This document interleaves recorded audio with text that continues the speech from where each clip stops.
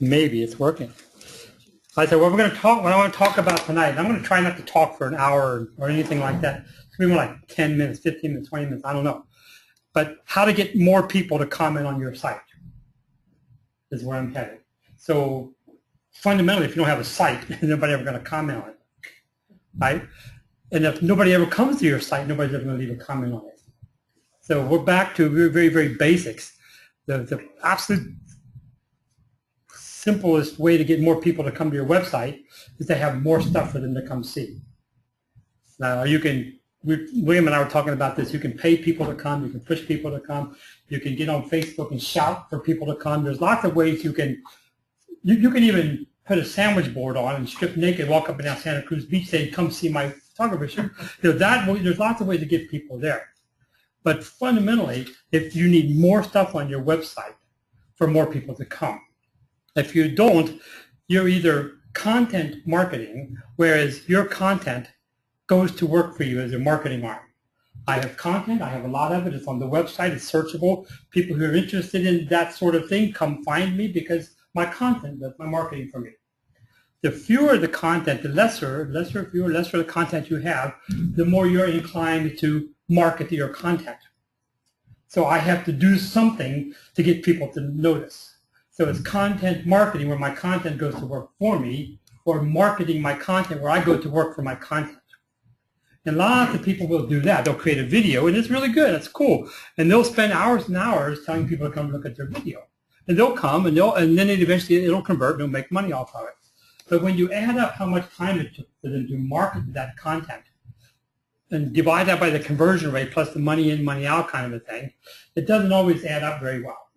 And so I maintain that I want to create good, solid content that serves real people's needs that they're looking for. And so when they come, they'll land on there, and there is what they want, and here's a call to action. They'll do that. That will perform mountains above any other kind of effort. Your content will do better work for you if it's good content than anything you can do for your content. So, William, these guys have heard it before. I'm saying it just for you and maybe for Matt. It's the law of the universe is it's cheaper for people to find you than it is for you to find them. It's just that way. It's cheaper for people to find you than it is for you to find them. So if you want more comments on your site, okay, first of all, have more stuff to comment on. That would make sense. We have more stuff to comment on. But I've got 5. I came up with 5. Yay, me. And it didn't work. Okay, get over there. Come on. Yeah, look at that. 5 ways. Number 1, ask questions. You want people to answer something? Ask them something. What do you think? Well, duh. Let me go through all of your websites, and let me look at the very last word you got on there, and do you have a question there? For a very long time, when I was back in the beginning of time, I'm writing in Japan, they did this, or Asia, they did that. And at the end, what do you think about that? I would ask that, what do you think? So whatever it is you're writing about, at the very end, if you don't have a call to action, then buy this, and you might have that, but say, well, what do you think about what I just wrote? Do you agree that this picture is better than that, that this image is better than that? When Lorraine does the interviews, right? You get insights, you get nuggets. Well, here's a nugget I got from this person, and this person said, this is really cool, this is cooler than anything. Do you think that's cool? You see, there are people who are going to ignore that. Most people will ignore it, but people who read down to the end or get asked something, I got to answer the question, right? Have you ever felt like somebody asked you something and you just kind of walked away? Bob, how you doing, Bob? Bob, come back. Where did you go? Right? So one of the very, very best ways to get people to engage on your website is to ask them to get engaged. All right. So, and the more people who come, the greater the percentage of, not the greater percentage, the more people who come, even if I get a 1% or 0.1%, whatever it is, I'm going to get a better engagement. Just because I have more people coming, look at more stuff, and then they're going to start interacting. And so when I ask questions, somebody's going to answer that question sooner or later. Then what are you going to do, Bianca? You ask the question and they answer the question, then what are you going to do? You're going to talk back at them. Exactly. I ask you a question, you don't agree with it, you're stupid. Get off my website. No. No, exactly. See, that's what turns a website into social. When we're talking about social media, that's what makes your website, which is your medium for communicating, social. Now, what you can do is, this is by far one of the easiest ways to do this is write something, Priyanka. She doesn't write anything because she didn't bring her computer. After you write something, just tell people, look, ask somebody you know that you think is interested. Send them an email. Say, I just wrote something really cool. Would you mind? What do you think about this? Leave me a comment and get a conversation started. See, now we're marketing our content for sure. But all I have to do is, if I wrote something about cycling, which I don't, I used to do triathlon about 40 pounds ago. But if I wrote something about cycling and I sent it to Kyle, I bet he would come take a look. And he would say something, right? So the more people you know, the more people you can get engaged on your site. But the absolute simplest way to get people to interact on your site is to ask them to interact. And then interact with them. And then see if you can't get some engagement going on there.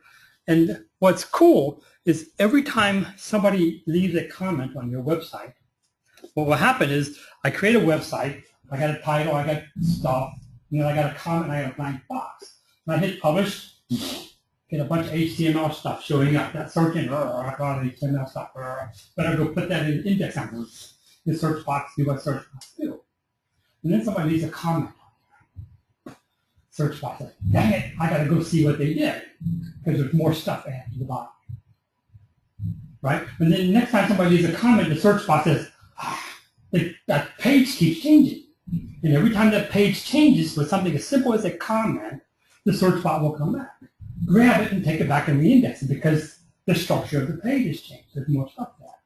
And the more times that happens, the higher it ranks. So we call that free something. I believe there's a good word for it. Free something, marketing or something. Every time somebody leaves a comment on your website, it will take that page with that URL and it'll make it climb up. Oh, isn't that cool? That's why you want comments on your website. You don't want spammy comments because if they link to Viagra, it'll drive it down. If you got somebody who don't know squat about anything and they start interacting, I used to have a guy who was very, very articulate, really sharp. He didn't agree with me on anything, that's okay. But very articulate, but he named himself after a household appliance. He called himself Bathtub. And he wanted to have an argument with me, and I refused to have an argument with Bathtub. I invited Bathtub, seriously, I invited Bathtub on my website because he was so good, and even he didn't agree with me. I'm talking about the creation thing. I think God created heaven and earth. He didn't think so. He was an evolutionist, he was atheist. He thought I was an idiot. And coming back at me, and I thought, that's cool. And so finally, I invited him to guest write on my website. No, I'll do that, but you have to come with your real names. He wouldn't do it. Yeah. So I wouldn't let him. I said, you know my name. You know who I am. And if you look hard enough, you would find me. You know where I live. But I'm not going to engage with somebody who's going to hide behind some pseudonym kind of thing.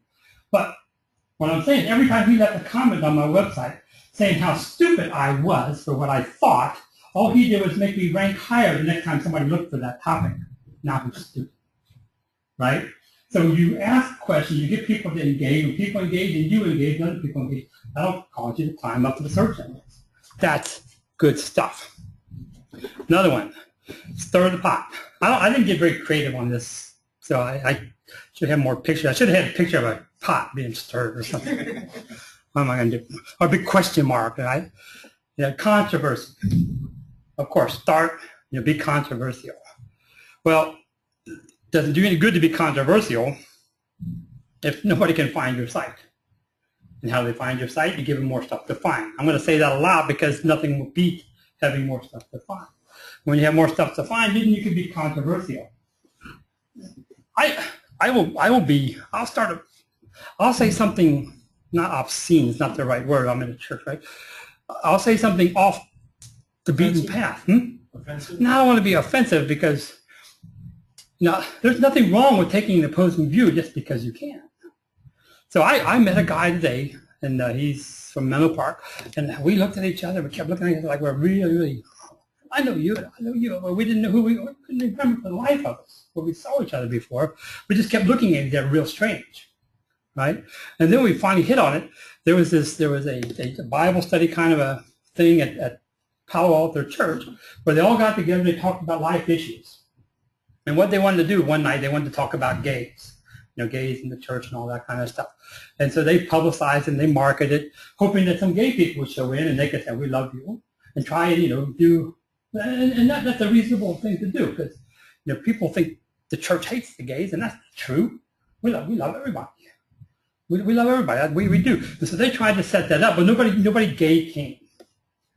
And so I went, and I pretended I was gay.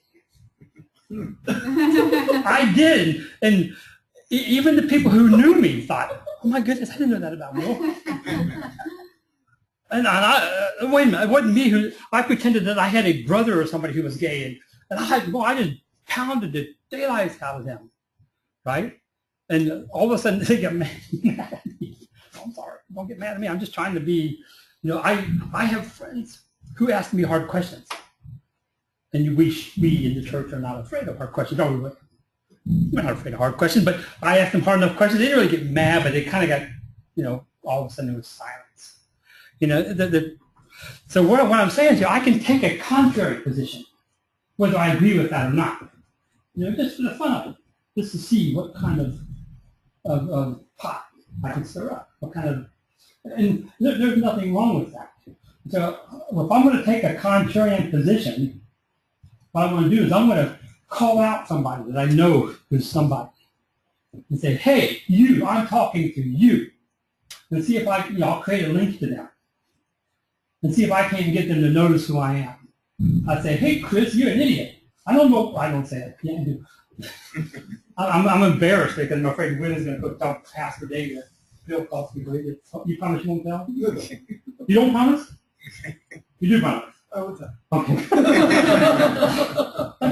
I'm going to find somebody who just says this is the cat's meow, and I'm going to say that's not the cat's meow, that's a dog wolf if I ever heard one. And I'm going to link to them, and I'm going to go on their website, and I'm going to market my content. I'm going to reach out to them and say, hey, dude, I'm talking about you over here, and see if I can get some dialogue going on there. And I'm just going to do it just for the fun of it. I had a girl, Nina Amir, Jewish girl. She wrote all about Jewish, this, that, and the other, and I wrote about Christian, all this, that, and the other, and we decided we would have a dialogue online.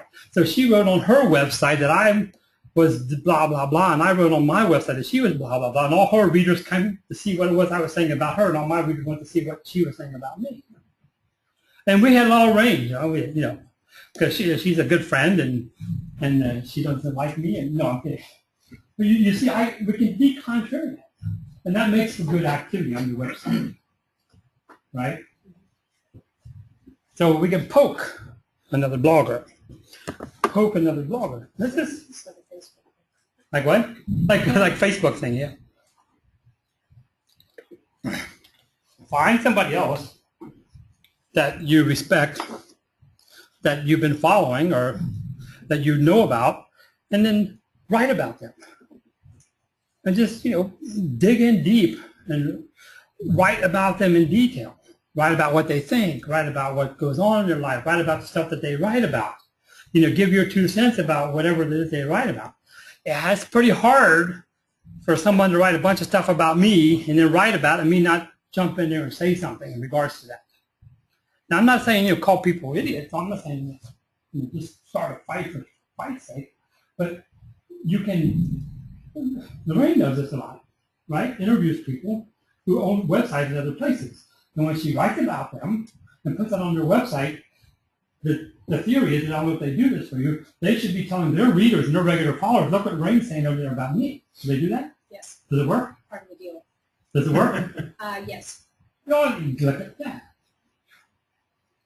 You have another cookie. But that, you see, you just have to do that a lot. I helped this one guy. He's very old. He's like 70. Okay. He interviews all the very, I don't want to call famous, the higher executive Christians in the area. He writes about finding God in Silicon Valley. He publishes maybe once a week or so, once every 10 days. He just goes around and interviews anybody who's not ashamed of their faith and writes about them, puts it on his blog. blog. Look at Finding God in Silicon Valley. He interviewed Ray Rice. No, Jerry Rice. Now, who is the linebacker for the 49ers? Yeah, he was very solid. Anyway, he ranks high enough that he can interview people who are high enough. He's been around long enough that he knows people. And all he does is poke other people, write about them, so that other people say, hey, you need to go see what this guy said about me. And that creates a dialogue on your website. That creates a good dialogue on your website. Number 4, comment. Comment on other people's sites. Priyanka does that. Have you been able to see if anybody that you commented on has come to see who you were that commented on them? And you see, if you follow that enough, you go on Bob's side, you keep telling Bob, you don't know squat about golfing, or you know a lot about golfing. And if somebody leaves a legitimate comment on my site, 10 times out of 10, if somebody leaves a legitimate comment on my site, I will click through to find out who they are. I will do that because I wonder who that was, who said that. Where did it come from? And then I'll read their site, and I'll read something on their site, and I will comment back. And I'll create a dialogue. That's the way it's supposed to work. Do most blogs allow you to put your website in your comments? Yep, they do. Most of them will let you do that, and if it's irrelevant, then you let it go. If somebody's writes about golf and they want to comment on my website, I won't approve it. Because it has nothing to do with it. Because it doesn't have anything to do. So I got golf connected with that. But if in the comment you say something that's relevant, despite the fact that you're from a golf website, I will link to it. Right? Because suddenly you made a connection between what you write about and what I write. Like if I were able to do something about golf on some speaking on a cruise. Right. So they're hiring golfers to speak on cruises. They have simulators on top of on the back end of the golf on the back end of the cruise ship. They have driving contests. They have driving contests on cruise ships inside a room about this big. I don't. You didn't have a new driver. You didn't have a new driver. So commenting on other people's websites is a great way to get people to engage on your website. But it has to be a real comment for real people. Nice blog. It doesn't count. What's the 20 words? Write something 20 words long. Right? That doesn't have to. That's not a magic number. But if it's 16 words, you can't really say a whole lot in 16 words. In fact, if I get to about 20 words, it's 20 times 7, right? 20 times 7 is about 140 characters. 140 characters is about the size of an SMS. When I get to 140 characters comment, it's equivalent to a tweet. And so the more bulky my comment is, the more likely the search bot has to come out and find out what happened there. I can leave it, that's nice on there. That's 7, that's nice, that's 10 characters. So my website only changed by 10 characters. Search bots don't even notice that. So when I get a legitimate comment, I want to approve the comment. Because when I approve it, it's going to change the structure and more people are going to come. So we want comments, and I want to leave comments. People love legitimate comments. They don't always come back and reciprocate, but that's okay. Because we are in a service mode. We don't give we don't give expecting, we just give. And then it does come around. That's possible. Does it take an app to be added in where people can make sub-comments on somebody else's? No, they just hit reply to the comment. There's a reply from reply from. Yeah. Okay. They used to have plugins that you could do that, and now they don't have them. You know why? Didn't work. WordPress does everything you need to do. Comment, reply, comment, reply, comment, reply. And then my last one here, start a fight. Start a fight. Yeah. Now so I'm nobody. Right? I'm nobody. But I know somebody who's somebody. And I know somebody else who's somebody. And they don't like each other. And so I'll start a fight on my website about these two people. Over there, William says this, and over there, Lorraine says that. And they could be on any farther side of the discussion. And so I'm going to articulate as best I can. This is what William thinks, and this is what Lorraine thinks. I'm going to put that on my website and say, look at these two people. And then I'm going to email you, and I'll email you and say, look, if I represented you well, you're going to say yes or no, and you say, I'm going to try and start a fight. Or start a dialogue would be a nicer way. But the fights get more traction than dialogue. Right? But if you can do that, let's pick people in your industry that you respect. You've got people you respect, right? And you've got other people you respect. Do they all agree with what you say? Of course they don't. No, why would, General Patton said, if, you got a room full of 8 or 9 people and everybody agrees, so if everybody in the room agrees, somebody's not thinking. Right? So somebody's got to be different. So let's find out who says this about self-image. Let's find out who says something contrary about self-image. And let's see if we can articulate in a blog post and let them know we're talking about them over here. Reach out to a couple people, see if we can get a dialogue going. Or that fight. Well, plus you get their followers commenting too. Sure. You get their followers commenting. Somebody's going to jump in and say, I'm on Bob's side. No, I'm on Colin's side. Nobody's on John's side. Does that make sense? So what other ways can you guys think of besides these? Besides those 5. Yeah, getting people on your site and getting them engaged. I have some of my friends from former critique groups, writing critique groups, they're just friends, so they pay attention to what I do. So they're not necessarily bloggers or fit in any category exactly, but they're just genuinely interested. Genuinely, so you create a following. Yeah. If you create a following, and then you have something good, something substantive, that following can engage for you. You can do a day blog challenge. A day-to-day blog challenge, okay? For example? I participated in a couple of them. So everybody in the group that joins the group has to comment on everybody's site that, they feel they can comment because they read some content whatever someone's written. And they also share that content in the session. Yeah, we used to call them, I think we called them blog festivals. Same idea where, pick out a topic, this week is going to be this, and then Bob's going to come up with a topic that's kind of relevant to all of us. That blah, blah, blah, here's my topic, and then Bianca and William, and everybody's going to go there one by one. We're all going to write our own post on our website about that topic. Then we'll let Bob know what that is, then Bob's going to try and tie them all together. And I did that several times. I was writing about Japan. There's a bunch of Japanese bloggers, and we had 26 people or something, all wrote different articles. And I had to tie those 26 articles into one coherent thread. It was kind of fun. It was hard, but it was fun. But then I had one very long article that was kind of a story that tied all 26 threads, 26 different places. And then all those different people, they got links, and they all came here to see what was going on. You see that, if you're part of a blog network, and there's nothing wrong at some point us creating our own network here, where we're all able to engage with one another on each other's site. Lorraine's going to come up with a topic. I'll come up with a topic. William's going to come up with a topic. We just go by weeks.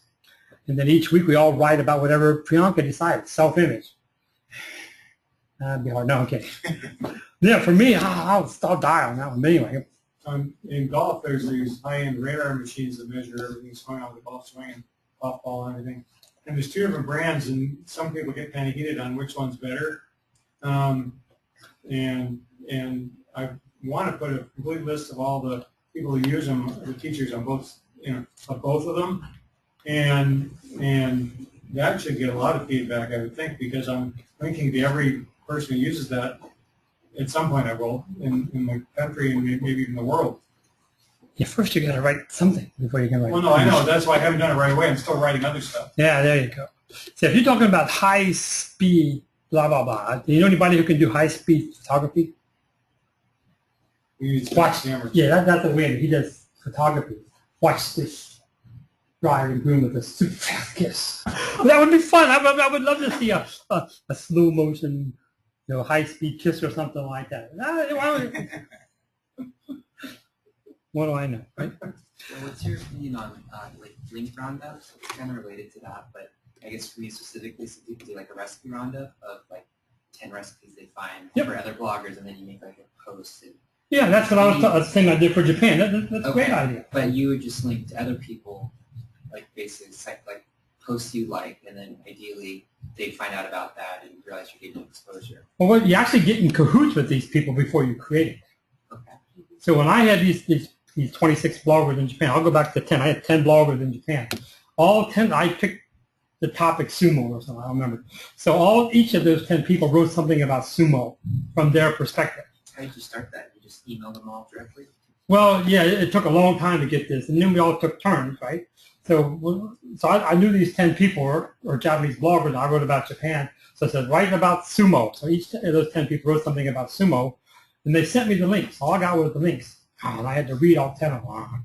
And then I had to make a story, and I linked to each one individually. And so they got a backlink from me to each one of theirs. All of them, after I created that article, they went back to the home site and say, hey, you should go see what Bill wrote about all 10 of us over there. So all sorts of good love going on there. Right? The problem is they just have to do it a lot. But after you do it a couple times, then people get goofy and people don't follow through. The first 3 people do it really hard, and then all of a sudden everybody disappears. Hey, it's not fair. It's your turn now, and then they're gone. Yeah. So you just find reliable people. And if you can't do it with 3 people, do it with 5 people. Right? But it just makes for good love. A network is a powerful way. So, and if you have a network, if we're all 18 people, all have everybody's email address. The problem is we all think everything we write is great. We think every picture we take is great. But we know that's not true. But every now and then we do have great. And that's when you tell your network. That's when you really push, when you want to market content, market great, don't market everything. And so if you got people you hang out with and you can love them and trust them, then when you do great, like that high speed bride and groom kiss, then we pass that around and that kind of works. So, John. This is how you can tell when somebody's human or not. You can put a monkey in front of the typewriter, they can never type anything. Put me in front of it, I can't type either, but anyway. All right. Plug for your son.